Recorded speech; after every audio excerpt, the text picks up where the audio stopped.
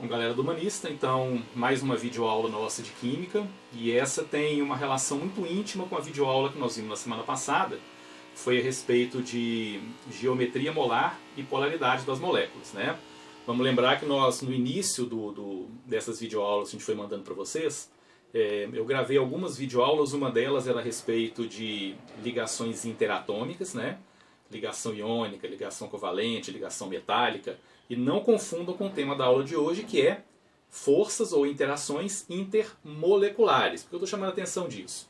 Porque quando a gente estava estudando lá as ligações interatômicas, uma delas era muito especial e tem a ver com o tema de hoje, que eram as ligações covalentes. Então, vou sugerir a vocês que façam uma revisão, assistam lá a videoaula de ligações covalentes, porque quando um átomo se une por ligação covalente, ele leva à formação de moléculas.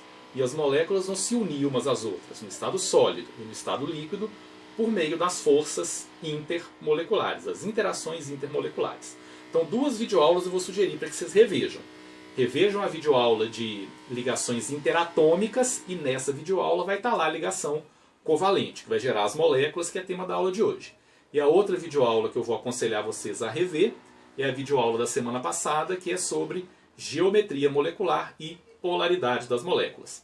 Porque uma molécula ser polar ou uma molécula ser apolar vai refletir diretamente no tipo de interação intermolecular que essa molécula vai possuir, vai apresentar no estado sólido e no estado líquido. E as interações intermoleculares são importantes porque elas vão refletir diretamente as propriedades macroscópicas dessas estruturas, dessas substâncias. Temperatura de fusão, temperatura de ebulição, solubilidade, densidade. Vocês não têm que saber de cor temperatura de fusão e temperatura de ebulição de uma molécula, por exemplo. É evidente que vocês não têm que saber disso. Mas vocês têm que saber, comparando uma molécula com a outra, qual molécula tem maior ou menor temperatura de fusão, qual molécula tem maior ou menor temperatura de ebulição, qual é solúvel em água, qual não é solúvel, qual é quantitativamente a solubilidade dela, você não tem que saber. Quanto dela se dissolve para cada 100 ml ou 100 gramas de água numa dada temperatura. Não tem que saber disso. Mas comparando uma molécula com a outra, você tem que saber qual é solúvel, qual é insolúvel. Quem tem maior temperatura de ebulição ou fusão, quem tem a menor temperatura de fusão e de ebulição. Mesmo que quantitativamente você não tenha que saber o valor, mas comparativamente você tem que saber diferenciar. Então o tema de hoje vai ser interações intermoleculares ou forças intermoleculares. Vamos para o quadro então? As forças intermoleculares, basicamente, são de três tipos, tá? As três principais nós vamos estudar: força de Van der Waals, ligação de hidrogênio e dipolo-dipolo. Força de Van der Waals, basicamente para moléculas apolares, e a ligação de hidrogênio e a interação dipolo-dipolo fica reservada para as moléculas polares. Um outro nome que a força de Van der Waals recebe é interação dipolo instantâneo, dipolo induzido, e vocês vão entender agora o porquê. Vamos dar uma olhada nesse exemplo que eu estou dando aí, de um grupo de moléculas apolares. Se vocês quiserem exemplos de moléculas apolares, lembrando da aula de semana passada, toda molécula diatômica com átomos iguais, ou seja, H2, F2, N2, O2, são moléculas diatômicas com átomos iguais, vão ser apolares. Todos os hidrocarbonetos, vamos lembrar lá da química orgânica, hidrocarboneto, moléculas formadas apenas por carbono e hidrogênio. Nesse caso nós vamos ter também moléculas apolares, então todas elas se unem por forças de Van der Waals. Por que a gente dá o nome também, além de força de Van der Waals, de dipolo instantâneo, dipolo induzido? É por isso aí, ó. Imagina um grupo de moléculas apolares em que a distribuição de elétrons é igual por toda a molécula. Então não tem um lado mais positivo e um lado mais negativo. Ela não tem polos, então ela é uma molécula apolar.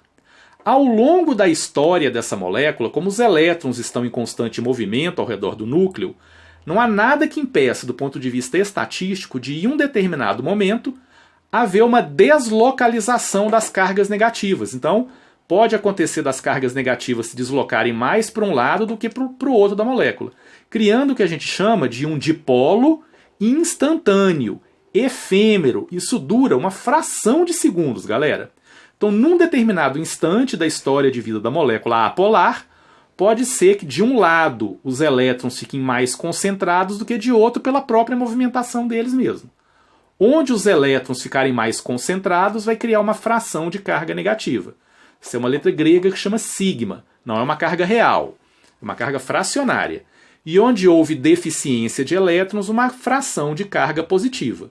Então, por uma fração de bilionésimos de segundos, uma molécula que originariamente é apolar vai ficar polar, por uma fração de bilionésimos de segundo.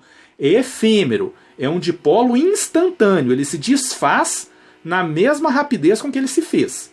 Mas nesse momento em que esse dipolo instantâneo se formou, pensa, criou uma carga negativa de um lado da molécula. Como os elétrons têm carga negativa, esse lado negativo da molécula vai repelir os elétrons de todas as moléculas vizinhas. Então todas as moléculas que estiverem próximos a ela vão ter seus elétrons deslocados. Dipolo instantâneo cria vários dipolos induzidos pela polarização dessa molécula aqui. Então todas as moléculas vizinhas vão criar o seu dipolo instantâneo também, que foi induzido por essa polarização. Positivo com negativo vai haver atração. Essa interação nós vamos chamar de força de Van der Waals ou dipolo instantâneo, dipolo induzido. É uma força muito fraca, porque ela se desfaz rapidamente. Esses dipolos se desfazem instantaneamente. Então a gente fala que a força de Van der Waals é a mais fraca das três. Então sempre que eu comparar força de Van der Waals, dipolo e ligação de hidrogênio, a força de Van der Waals é mais fraca. Mas a força de Van der Waals pode aumentar, ela pode se tornar muito forte. Mais forte até do que uma ligação de hidrogênio em determinadas circunstâncias. Porque a força aumenta com o tamanho da molécula. Quanto maior for a molécula, maior é a capacidade que ela tem de despolarizar, de fazer uma polarização, aliás. Essa polarização é mais intensa quanto maior for o tamanho da molécula, quanto maior for a área de contato dela. Então a gente fala que a força de Van der Waals é uma força dependente do tamanho da molécula. Quanto maior a molécula, maior a área de contato entre as moléculas, maior é a intensidade dessa polarização, consequentemente mais forte fica a força de Van der Waals. Outra coisa que altera, que afeta a força de Van der Waals é a ramificação. Lembrando lá de química orgânica também, a gente tem moléculas de cadeia normal e moléculas de cadeia ramificada.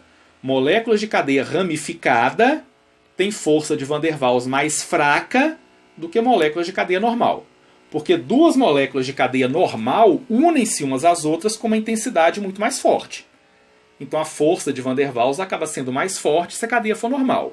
A ramificação de uma molécula impede o contato entre elas. Quanto menor o contato entre as moléculas, mais fraca é a força de Van der Waals. Então, é uma força que aumenta com o tamanho da molécula, porque se aumenta a área de contato entre elas. E diminui com o aumento das ramificações, porque quanto mais ramificada for a molécula, menor é a área de contato entre elas e mais fraca fica a força de Van der Waals. Qual a consequência, então, disso, gente? Moléculas menores tendem a ter temperaturas de ebulição e temperaturas de fusão menores também. Então, se a força de Van der Waals aumenta com o aumento do tamanho da molécula, quanto maior ela for, mais forte é a força de Van der Waals, mais difícil é de separar aquele grupo de moléculas, mais energia eu preciso dar, mais forte fica, maior fica a temperatura de fusão e de ebulição. Então, moléculas pequenas têm temperatura de fusão e de ebulição menores. Então, você vai comparar uma molécula maior e uma molécula menor. Mesmo que você não saiba qual é a temperatura de fusão e de ebulição das duas, você tem como saber quem tem temperatura de fusão e de ebulição maior. Serão as moléculas maiores. Outra coisa, moléculas mais ramificadas, como a força de Van der Waals é mais fraca, elas vão ter menor temperatura de fusão e de ebulição. Então vai estar lá na prova uma comparação entre molécula. Uma molécula de cadeia normal, uma de cadeia ramificada. Com a molécula de cadeia normal, a força de Van der Waals é mais forte, ela vai ter maior temperatura de fusão e de ebulição. Na comparação com a molécula de cadeia ramificada, que tem força de Van der Waals mais fraca, portanto, menor temperatura de fusão e de ebulição. Perceberam? Então vocês têm que saber o valor das temperaturas de fusão e de ebulição. Mas comparativamente entre duas moléculas, tem que saber quem tem maior ou menor temperatura de fusão e de ebulição, mais solúvel ou menos solúvel, etc. Vamos para a próxima interação, que é a ligação de hidrogênio? Gente, ligação de hidrogênio é só para molécula polar, aquelas que têm um polo positivo e um polo negativo. Vai lá na aula de semana passada de geometria molecular e polaridade das moléculas e revê isso daí, tá? Mas tem uma característica especial das ligações de hidrogênio. Tem que ter átomo de hidrogênio ligado a FON. FON é flúor, oxigênio e nitrogênio. Então tem que ter H ligado diretamente a F, O ou N. Como HF é ligação de hidrogênio, são moléculas polares, então a molécula polar com H ligado a F. H2O, água, molécula polar com H ligado a O, ligação de hidrogênio. NH3, a amônia, hidrogênio ligado a nitrogênio, molécula polar com H ligado a N. Então tem que ter o H diretamente ligado a um desses três. Então, por exemplo, aqui nem era cloro que eu devia ter colocado ali, era flúor, oxigênio ou nitrogênio, né, gente? Então vamos colocar um flúor aqui, ó, substituir por um F, né? Estava errado no exemplo ali. Então veja uma estrutura como essa. Eu tenho hidrogênio, tenho flúor, mas o flúor está diretamente ligado ao H? Não. O flúor está ligado ao carbono, então não é ligação de hidrogênio. Para ser ligação de hidrogênio, o flúor tem que estar diretamente ligado ao H. O oxigênio, se tivesse, diretamente ligado ao H. O nitrogênio diretamente ligado ao H, que é flúor ligado a carbono. Então não é ligação de hidrogênio. É a mais forte das três interações intermoleculares. Então, se eu comparar uma molécula que se une por ligação de hidrogênio com uma que se une por ligação de Van der Waals, por força de Van der Waals, a de ligação de hidrogênio vai ter maior temperatura de fusão, maior temperatura de ebulição, maior solubilidade em água na comparação com a outra. Ok? Vamos para a próxima, então? Dipolo de polo. Então, força de Van der Waals é só para as apolares. Ligação de hidrogênio é para polar, que tenha flúor ligado a FO ou N. E dipolo de polo é para todas as outras moléculas polares também, que não tenham o hidrogênio ligado diretamente a F, O ou N.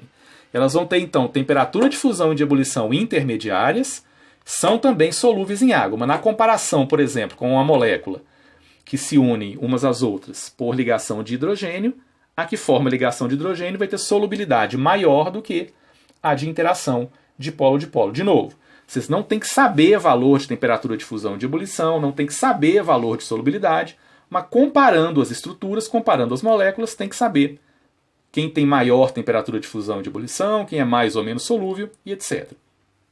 Vamos terminar com um exercício? Olha esse quadro aí. Temperatura por tempo. É uma curva de aquecimento. São 3 curvas de aquecimento de 3 substâncias químicas diferentes. O H2S, que é uma molécula polar, H2O, que é a água, que é uma molécula polar, e o CH4, que é o metano, que é uma molécula apolar. A qual dessas 3 curvas, quer dizer, cada curva dessa é correspondente à curva de aquecimento de qual dessas 3 moléculas aqui? Então o que vocês têm que imaginar, gente? Está crescendo, crescendo, crescendo, a temperatura aumentando, aumentando, aumentando, chegou um platô. Esse platô pode estar representando ou a temperatura de fusão ou a temperatura de ebulição de cada uma dessas 3 moléculas, né? Lembrando que durante a fusão e durante a ebulição, se é uma substância pura, a temperatura não varia. Alcancei esses 3 platôs aí, perfeito? Beleza. Eu preciso determinar agora quais curvas são correspondentes a quais dessas moléculas. Galera, o que eu falei a respeito das 3 forças de interação? Quem se une por ligação de hidrogênio tem a maior temperatura de fusão ou de ebulição. Dessas 3 moléculas, qual se une por ligação de hidrogênio? Tem que ter H ligado a F, O ou N. H ligado a O. Essa daqui, a água, se une por ligação de hidrogênio. Ligação de hidrogênio é a mais forte das 3, portanto, a água é a que tem, na comparação dessas 3, a maior temperatura de fusão ou de ebulição. Então essa curva aqui é a da água. É a maior das 3, é a que está representando a maior temperatura ou de fusão ou de ebulição. Qual vai ter a menor temperatura de fusão ou de ebulição? Van der Waals, é a molécula apolar. Moléculas apolares se unem por ligação de Van der Waals, que é a mais fraca. Qual dessas 3 é apolar? O metano, CH4, é um hidrocarboneto, lembra? Hidrocarboneto, C e H. Todos são apolares. Van der Waals é a mais fraca das interações, é a menor temperatura de fusão ou de ebulição. CH4 é essa curva aqui. E o que sobrou? O H2S. O H2S é o que vai ter a temperatura de fusão ou de ebulição intermediária, porque ele é uma molécula polar, então não pode ser força de Van der Waals, ou vai ser dipolo, ou vai ser ligação de hidrogênio. Não é ligação de hidrogênio, porque não tem H ligado a F, O ou N. É um H ligado a um S, é um enxofre. Então não é dipolo, porque é polar. Desculpa, não é Van der Waals porque ela é polar. Não é ligação de hidrogênio porque não tem H ligado a FON. Então é dipolo, que é intermediário entre as três. Na aula de hoje, então, a gente viu um pouquinho a respeito de forças intermoleculares, de interações intermoleculares. Eu sugiro que vocês façam uma revisão, então, de algumas aulas anteriores e espero que tenha ajudado, que tenha sido útil essa aula sobre forças intermoleculares que está sendo passada aí para vocês.